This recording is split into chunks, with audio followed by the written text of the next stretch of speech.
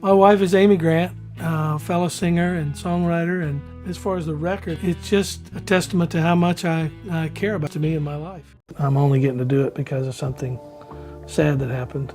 I think a lot of that has dissipated over the last 3 years. Vince Gill has become one of country music's most celebrated artists. His remarkable career has earned him 22 Grammy Awards and 18 Country Music Association Awards. But now, at 67, Vince Gill has finally broken his silence, and let me tell you, this changes everything. Some fans are celebrating, others are completely stunned, and a few are asking, why did he wait so long to say this? Stick with me, because by the time we get to the end of this, you'll either be shocked, relieved, or seeing Vince Gill in a whole new light. Let's get into it. Vincent Grant Gill was practically born with music in his blood. From the moment he picked up that little 4-string tenor guitar as a kid, it was like the universe had already mapped out his destiny. And, of course, it didn't take long for him to level up to a full-size 6-string, because, let's be real, some people are just meant to play. His parents saw it too. They weren't just handing him toy guitars and calling it a day. No, they knew their son had something special. So, by the time he was 10, they went all in and got him a Gibson ES335, a serious electric guitar for a seriously talented kid. And just like that, his musical journey was off and running. But who could have imagined back then that this small-town boy with a passion for strings would one day stand on stage as a member of one of the most legendary rock bands in history? Life has a way of throwing unexpected twists, and for Vince Gill, one of the biggest came after Glenn Frey's passing in 2016. They said it was just gossip. They said the truth would never come out.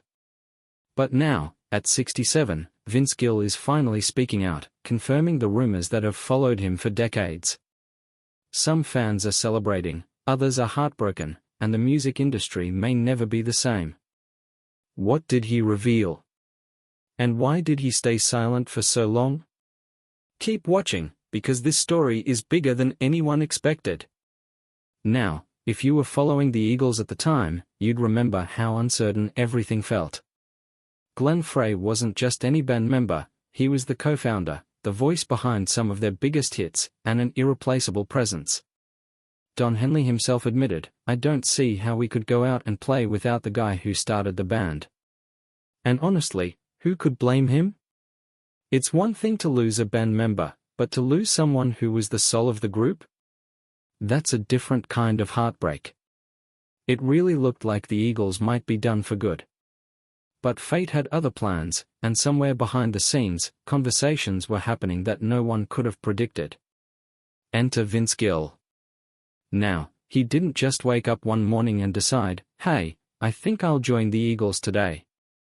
No, this was something bigger, something that unfolded quietly in the background.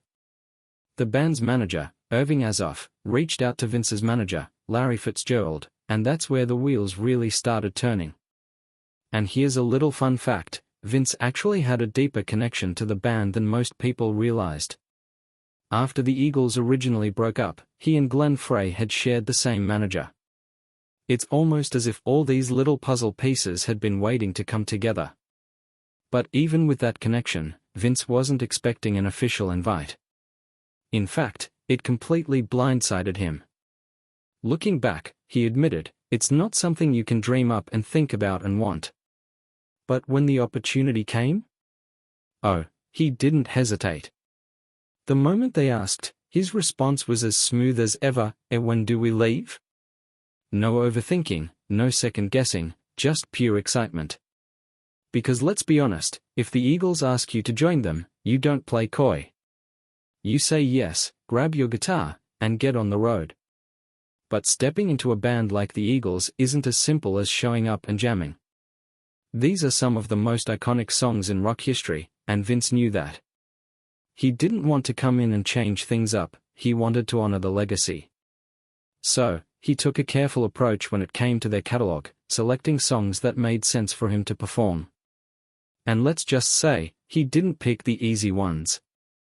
He took on classics like Lying Eyes, New Kid in Town, Take It to the Limit, and Tequila Sunrise, songs that millions of fans hold near and dear to their hearts. and he got it. He knew these weren't just songs, they were memories, moments, entire lifetimes wrapped up in music. I can't imagine not hearing those songs and not hearing the iconic lines, the iconic backgrounds, everything that made the arranging of those records so great, he explained. So, he committed to playing them note for note, sticking to the original arrangements, because the last thing he wanted to do was strip away what made them so special in the first place. And then there's his dynamic with Don Henley.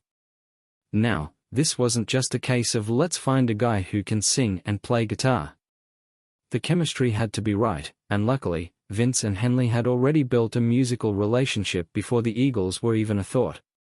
They had worked together on Henley's Cass County album, and that trust was already there.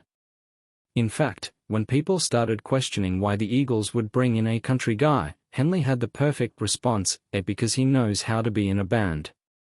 And that meant a lot to Vince. He didn't join the Eagles looking for the spotlight or trying to be the next Glenn Frey. He just wanted to contribute, to play the music, and to respect what had already been built. He put it best when he said, "I don't have to have the attention, I don't have to have the spotlight." That's exactly the kind of attitude that made him such a perfect fit. His first performance with the band was at Dodger Stadium in 2017, and talk about a moment filled with emotion. He wasn't alone, either. Glenn's son, Deacon Frey, was right there with him, stepping into his father's shoes in a way that felt both heartbreaking and beautiful at the same time. You could feel the weight of the moment. It wasn't just another concert. It was something bigger, something that symbolized the band moving forward while still holding onto its past. And Vince? He understood that. He knew this wasn't about him, it was about keeping these songs alive for as long as possible. Now, fast forward to today, and Vince is still out there with the Eagles, playing their farewell tour, which is set to wrap up in 2025. One day, you're a kid with a guitar, and the next, you're playing Take It to the Limit with the Eagles in front of thousands of people. And honestly, that's the kind of story that only music can write. Vince Gill has always let his music do the talking, but now, for the first time in years, he's speaking out about the rumors that have haunted him.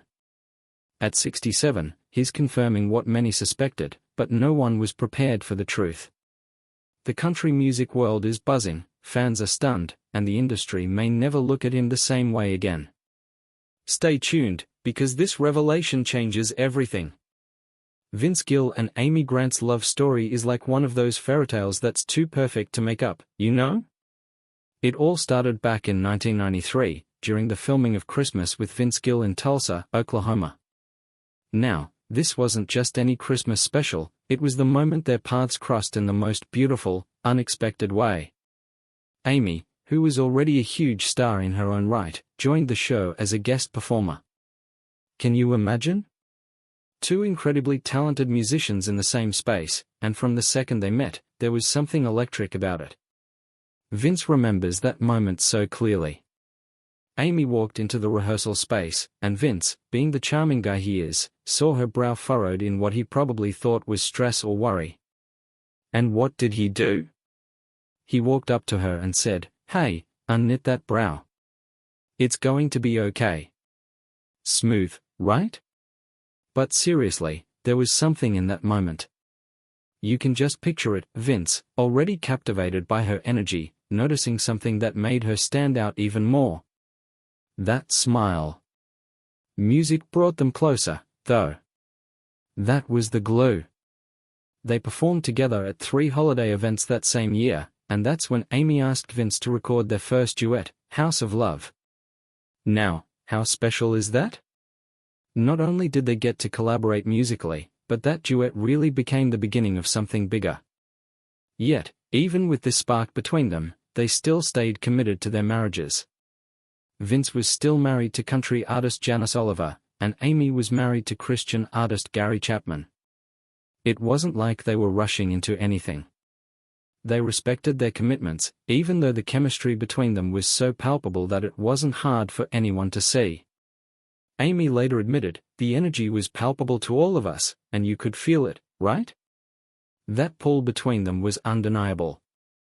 But they were trying to keep things respectful, trying to manage the situation with integrity, even though, let's be honest, not everyone around them saw it that way. For Vince and Amy, those years between 1993 and 1999 were tough. Amy calls them those long years, and for good reason. There was this attraction, this connection between them that made everything complicated. It must have been hard, though, don't you think? Not being able to act on something so real, but also knowing the right thing to do was to respect the boundaries they had set. And yet, the world had its own take on the situation. Most people assumed the worst, and both of them had to deal with a lot of judgment. Vince reflected on that, saying, "What was painful was most people assumed the worst of us, and it was not fair, and it was incorrect. I mean, isn't that just the way? People jumping to conclusions without really understanding what's going on?" But they didn't let that affect them. They just kept their integrity, even though the pull between them was growing stronger by the day. Then, as life does, it moved forward slowly but steadily. In 1997, Vince's divorce hit the headlines, and that surprised Amy. She never expected that to happen so soon, and it probably made everything feel even more real. Fast forward to 1999, and Amy's own marriage was coming to an end. She'd always described her marriage to Gary as rocky from the get-go, and after 17 years, it finally ended. It was a tough time for her, but it was also the moment that allowed her and Vince to finally be together without any barriers. After her divorce, Amy didn't waste any time confirming her relationship with Vince. Just 4 months later, they made it official, and that's when things really fell into place for them. So, in March of 2000, they tied the knot in a beautiful outdoor ceremony near Nashville. It was an intimate wedding with just 100 guests, and the children were there to witness the day. They didn't force it, they just let it happen, and it worked out. The way Vince and Amy's relationship blossomed from a Christmas special in 1993 into a lifelong partnership is nothing short of magical. It's proof that sometimes, the best things in life come when you least expect them, and sometimes, you just have to be patient and let life take its course. And when the time is right, everything just falls into place. Few artists have a career as respected as Vince Gill's, but even legends aren't immune to rumors. Now, at 67, he's finally breaking his silence and confirming what so many have speculated about for years. The reaction has been overwhelming, some are shocked, some feel vindicated, and others are left with more questions than answers. What's the real story? Stay with us to find out.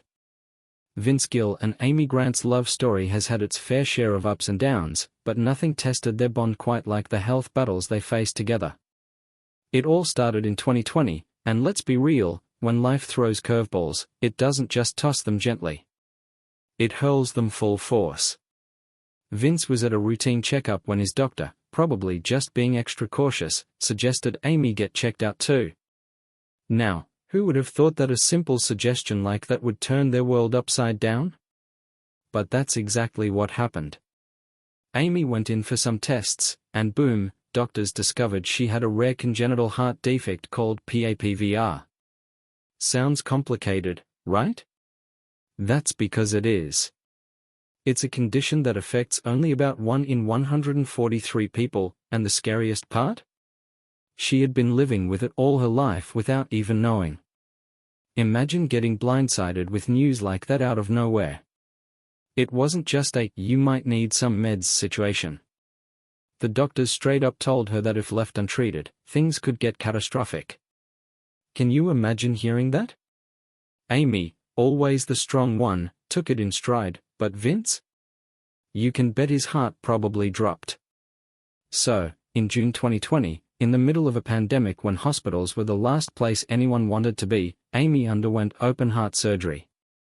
Let's pause for a second and think about that, open heart surgery. That's not some minor procedure where you're back on your feet in a week. This was serious. And as if the surgery itself wasn't already a mountain to climb, there was the added stress of COVID-19 making everything 10 times harder. Vince, the doting husband that he is, was desperate to be by her side, but hospital restrictions meant his visits were severely limited. Can you imagine sitting at home, knowing your wife is going through something so intense and not being able to be there for her? He finally got permission to visit her room after what must have felt like the longest, most anxious wait of his life. If there was one silver lining to all the madness, it was that the pandemic had cleared his entire performance schedule, so he had nowhere to be except right by Amy's side. And that's exactly where he stayed. Just when they thought they could breathe a little easier, life, being the unpredictable force that it is, decided it wasn't done with them yet. Fast forward to July 2022, and out of nowhere, another crisis hit. Amy was out riding her bike near a golf course, probably just enjoying a nice, peaceful day, when she hit a pothole and went flying. Now, falling off a bike is something most of us have done at some point, but this wasn't just a little scrape and get back up situation. She suffered a serious brain injury. And yes, she was wearing a helmet, but even that couldn't fully protect her from the impact. She was rushed to the hospital, and Vince? Without a second thought, he cancelled 3 concerts on the spot. Nothing mattered more than being there for Amy. Recovery was no walk in the park. Her memory was affected, and doctors estimated it would take 12 to 18 months for her brain to fully heal. Can you even imagine? Not remembering things the way you used to, struggling with something as simple as recalling a conversation?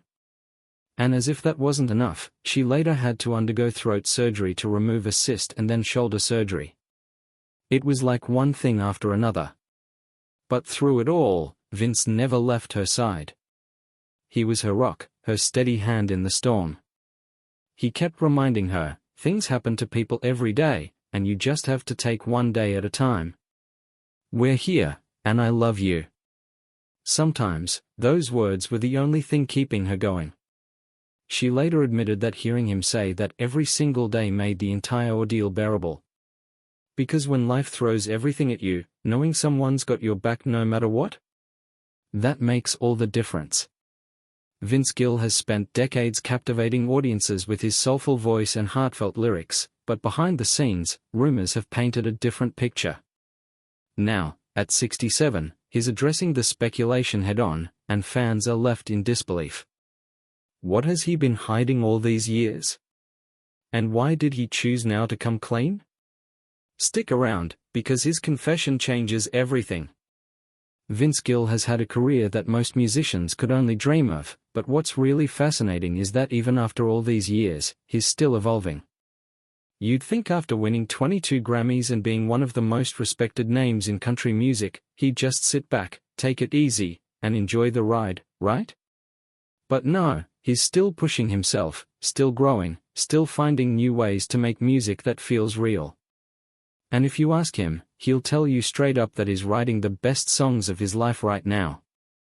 Not the ones that top the charts, not the ones that get all the radio play, but the ones that carry the most meaning. And isn't that what music is really about? He's not chasing trends, not trying to replicate past success, he's just creating from a place of honesty. These days, Vince approaches songwriting completely differently than he did when he was younger. He's not here to make judgment calls or point fingers, he just wants to be an observer. Life happens, people go through things, and he wants to capture those moments without telling anyone how to feel about them. That's a big shift from the way so many hit songs are written, right? Most people try to follow a formula, but Vince? He knows better. He's been in this game long enough to understand that songwriting isn't about forcing something out just to have content. It's about sitting with an idea and letting it breathe. He's said before that if you try to write without a good idea, you'll just be spinning your wheels. And honestly, that kind of wisdom only comes with experience. And speaking of experience, let's talk about his collaborations. He's always been a team player, but lately, he's become even more intentional about who he works with. And it's not just about picking big names, it's about working with people who bring something fresh and exciting to the table. He's dipped his toes into so many different musical worlds, from country to pop with Kelly Clarkson, to rock with the Eagles, to traditional country with up-and-coming artists. And the best part? He doesn't care about getting credit. Seriously, He's said before that when no one is worried about who gets the recognition, that's when the real magic happens. That mindset alone is why he's still one of the most sought-after collaborators in country music. He brings this sense of humility to every project, and that's rare in an industry where egos can be bigger than the songs themselves. But what's really interesting is how his sound has evolved over the years. He's always been deeply rooted in traditional country, but he also understands that music changes with each new generation. And instead of fighting against that change like some artists do, he embraces it. He still holds onto the classic elements that made country music what it is, but is open to new sounds, new influences, new ways of expressing himself. At 67, you'd think he'd slow down, but he's doing the opposite. He's more connected to his roots than ever, especially through his work with the Grand Ole Opry. He's constantly thinking about how a song would sound on that legendary stage, running every idea through that mental filter. And that's what keeps him grounded. He's always evolving, always learning, always growing, but at the core, he's still the same Vince Gill who fell in love with music all those years ago. And that's what makes him a legend. With this, we have come to the end of this video. Thanks for watching. If you enjoyed this video, do well to like, comment, and subscribe for more content. To enjoy more thrilling stories, click now on the following video that pops up on your screen.